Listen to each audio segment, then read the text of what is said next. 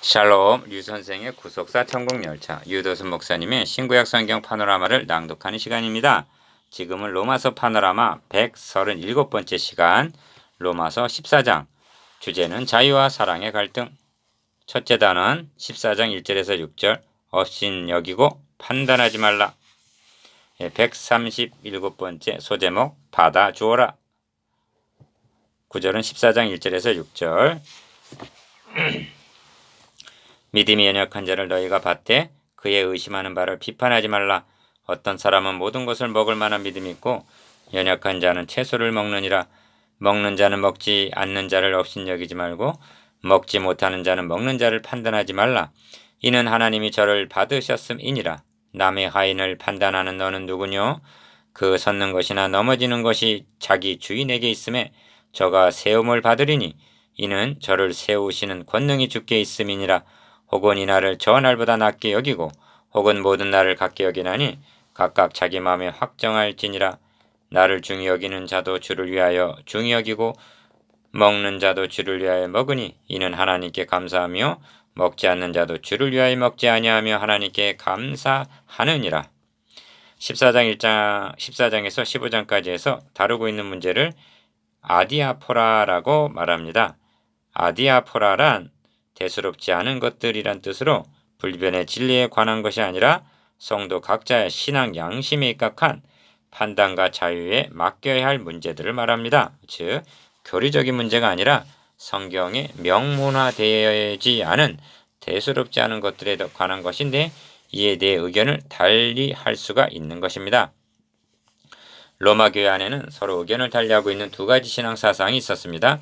한편은 보수파라 할 수 있는 사람들로서 레위기 11장에서 금지하는 것들은 먹지 않았으며 특히나 시장에서 파는 육류 중에는 우상에게 제사했던 제물들이 섞여 있었기 때문에 일체 먹지 않았습니다. 고린도전서 8장 13절 섞여 있는 정도가 아니라 상당수 거의 대부분이라 볼 수도 있습니다.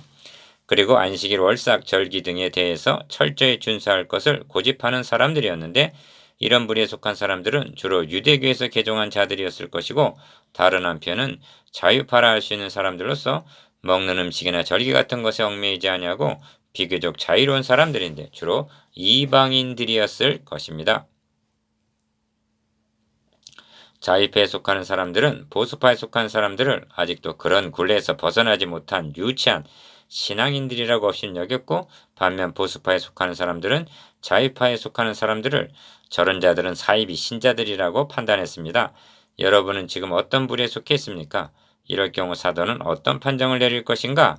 1. 첫마디가 믿음이 연약한 자를 너희가 받되 합니다. 1절 상관절 기억 누구를 가리켜 믿음이 연약한 자라고 말씀하고 있습니까?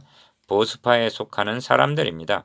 율법적이며 금욕적인 그들이 더 강한 신자같이 보일 터인데 연약한 자라고 말씀하고 있습니다. 는 그것은 행위라는 관점에서 본 것이 아니라 오직 믿음이라는 관점에서 보았기 때문입니다. 그래서 믿음이 연약한 자라고 부르고 있습니다. 그들은 신앙적인 열성이나 행위 면에서는 앞서 있을 수도 있습니다.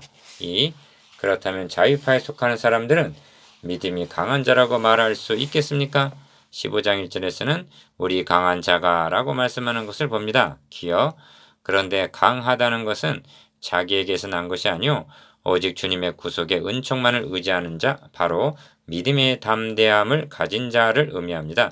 디모데전서 3장 13절 그리스도께서 우리로 자유케 하려고 자유를 주셨으니 그러므로 굳세게 서서 다시는 종의 멍에를 매지 말라 하심을 아는 사람들입니다. 갈라디아서 5장 1절 주의 영이 계신 곳에는 자유함이 있느니라를 누리고 있는 사람들을 가리킵니다. 고린도 후서 3장 17절 니은 그러면 너희가 받되 한 구체적인 받아줌이 무엇을 의미하는가 하는 점입니다.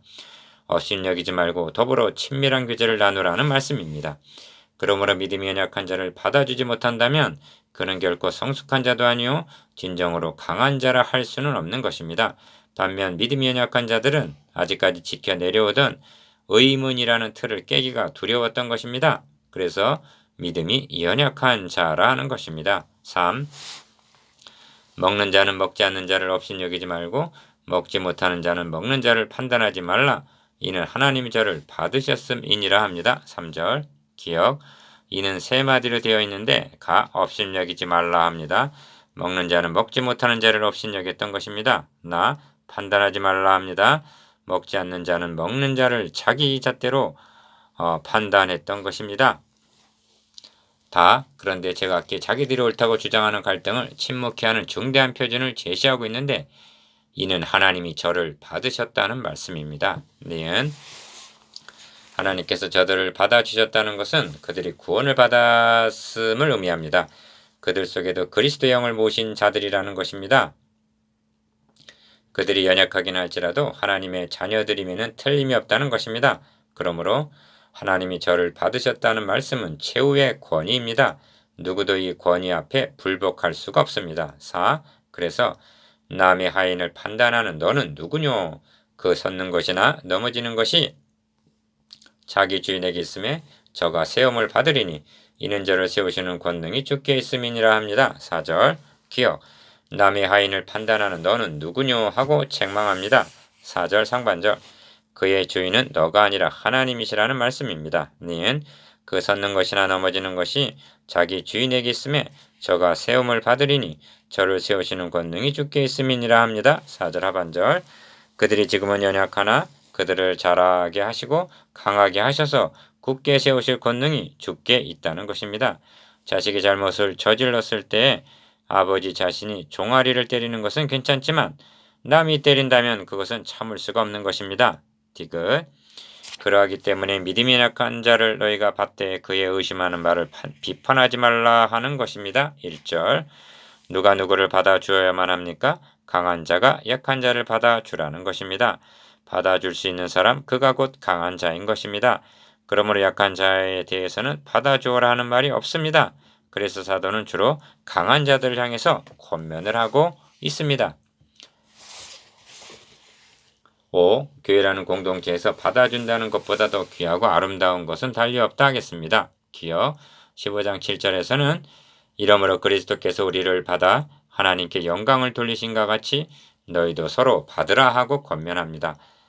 받아주려면 넓은 품이 있어야만 하는데 그것이 곧 사랑이요 그리스도의 마음입니다. 그래서 15절에서는 만일 식물로 인하여 너의 형제가 근심하게 되면 이는 너가 사랑으로 행치 아니함이라 하고 말씀합니다. 니은 주님은 나 같은 죄인도 받아주셨는데 나는 형제를 받아주지 못하고 배척할 수가 있단 말입니까? 그래도 비판하고 업신여길 것입니까? 6. 혹은 이 날을 저 날보다 낮게 여기고 혹은 모든 날을 같게 여기나니 각각 자기 마음에 확정할지니라 합니다. 5절 기억 먹는 문제에서 나를 지키는 문제로 나아가고 있는데 이런 일은 자기 마음에 확정할지니라 즉 자기 믿음대로 하라는 말씀입니다. 율법 시대와는 달리 새 언약하에서는 마음에 확정한다는 것이 중요합니다. 왜냐하면 새 언약은 옛 언약과 달리 내 법을 저희 생각에 두고 저희 마음에 기록하리라고 말씀하시기 때문입니다. 히브리서 8장 10절 니은 그러므로 성령께서 자신을 어느 수준에까지 인도하셨든지 신앙 양심에 입각해서 믿음으로 행하라는 것입니다. 성전 꽃꽂이를 하는 집사님이 소재로 사용한 나무를 꺾어서 조형적인 멋을 내었습니다. 이것을 본 다른 집사님이 펄쩍 뛰는 것이었습니다. 하나님께 드리는 꽃꽂이를 꺾어서 드릴 수 있느냐는 거지요. 디귿 주일 성수를 강조하다 보면 다른 날들 즉 월요일부터 토요일까지가 소홀해지기 쉽습니다. 그래서 어떤 분은 주일 중심에서 매일 중심의 신앙을 강조합니다. 목회자의 권위를 내세워 권위 있는 목회를 하는 분이 있는가 하면 평신도 중심으로 평신도를 깨우자고 외치는 분도 있습니다. 7.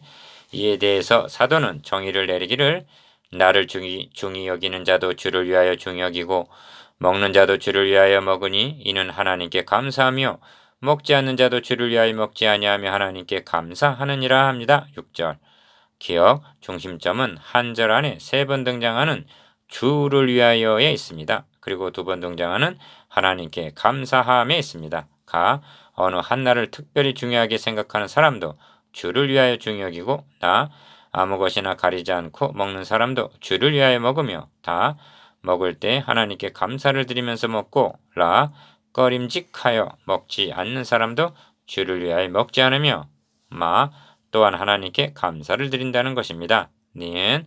그렇다면 이런 말씀이 되는 것입니다. 저 사람도 주님을 위하여, 나도 주님을 위하여, 저 사람도 하나님께 감사하고 나도 하나님께 감사하고 있다면 저 사람이 나와 같지 아니한 것은 나와 다를 뿐이지 틀린 것은 아니다. 그렇습니다. 방법은 달라도 목적은 같기 때문에 받아주라는 것입니다. 디귿. 이것을 알았다면 주님께서 자신의 몸을 찢으심을 통해서 하나님과 사람 사이에 가로막혔던 휘장을 찢어주시고 사람과 사람 사이에 막혔던 담을 헐어버려 주심으로 사랑의 공동체를 이루어 주신 주님의 교회 내에 너가 누구 관대 없인 여기고 판단하는 담을 쌓을 수가 있단 말이냐? 그래서 받아주어라 하시는 것입니다. 묵상해 봅시다. 1. 로마 교회 내에 있던 두 신앙 사상은 무엇이었습니까? 2. 연약한 자란 누구를 가리키며 왜 그들을 연약한 자라고 말씀합니까? 3. 연약한 자를 왜 받아줘야만 하는지 아는 대로 세 가지 정도 말씀해 보십시오.